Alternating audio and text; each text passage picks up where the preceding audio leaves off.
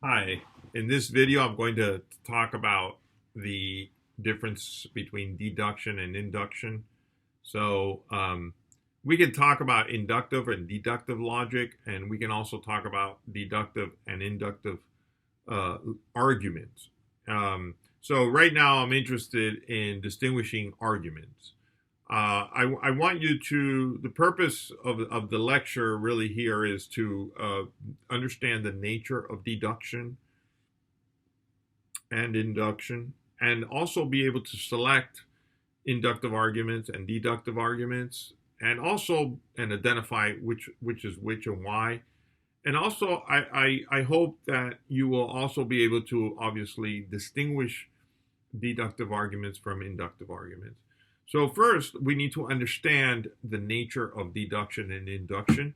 So when we're thinking of deduction and induction, we're thinking about reasoning, about what's going on in your mind, right? So you're thinking, you're reasoning, and that reasoning becomes explicit in arguments, right? So if we want to think about why what we believe is true, we eventually have to express this in an argument through claims or statements as premises, and then a conclusion. And of course, the idea is that the premises support or the conclusion, or we might put it another way and say that we can infer the conclusion from the premises. So when we talk about induction or deduction, we're talking about the strength of that inference. Okay, the relationship between the premises and the conclusion. If it is deductive, then we're thinking in absolute terms and with necessity. What we're really saying is that the conclusion follows necessarily from the premises. In induction, we're also thinking about the relationship between the premises and the conclusion, but here we want to think about it differently. We want to say that the premises support the conclusion only with a degree of probability. This is not bad if the degree of probability is high, right? So there's a difference. It's not absolute, it's just probable. So all inductive arguments are meant to be probable, reasonable arguments.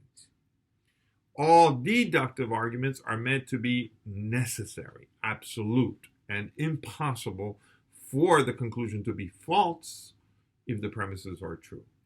A very different way of thinking about the relationship between premises and arguments. Now, there are ways that you can detect whether an argument is deductive or inductive.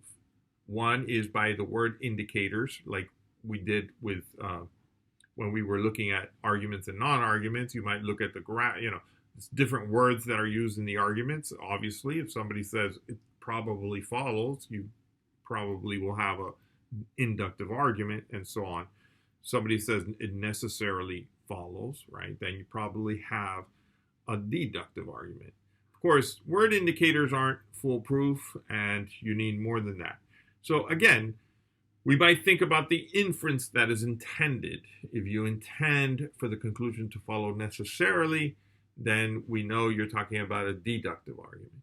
If you intend for the conclusion to follow with some degree of probability, then we know that what you intend is for the argument to be inductive. There's also the best way, I think, is by looking at the form and structure of the arguments. So here are some really good identifiers.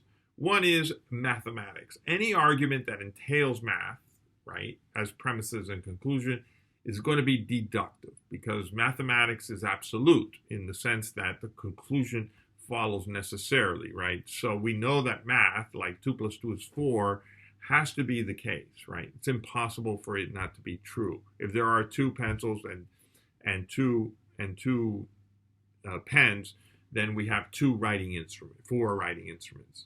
This follows necessarily, right? Because it follows through mathematics, arithmetic. And the same thing goes for other kinds of mathematics, geometry, and things like this. So a second one is when we use definitions. So if something is true by definition, then the conclusion is going to be deductive, right? It's going to follow necessarily. And then you have three kinds of syllogism that the text discusses. There are more kinds of syllogisms, but we talk about three here in this chapter, in this section. One is the categorical syllogism. And those are like all A's are B's, all C's are A's, therefore all C's are B's, right? So these kinds of all or some or no categorical syllogism. Remember, a syllogism is an argument that has two premises and a conclusion.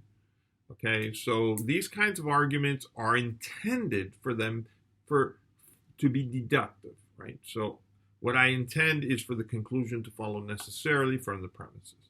If you have hypothetical syllogisms, those are also always deductive. So if A, then B, if B, then C, therefore if A, then C.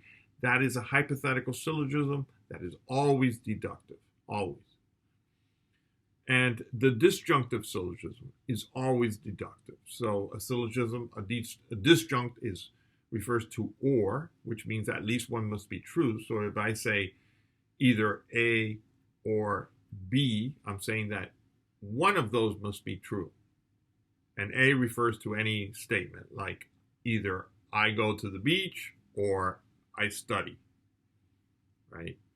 Now, if the second premise says that it's not the case that I went to the beach, then I can conclude, therefore, I must have studied. It's necessary that I studied. So from the two premises, I can conclude necessarily that the conclusion follows. And the disjunctive syllogisms are always deductive. Now, there are also some certain forms of induction, right, that are very common, and you can pick them out easily and then be able to identify an inductive argument. So let me just go over them really quick. One is anytime a prediction. So any predictions, no matter what it's based on, if it's a prediction about the future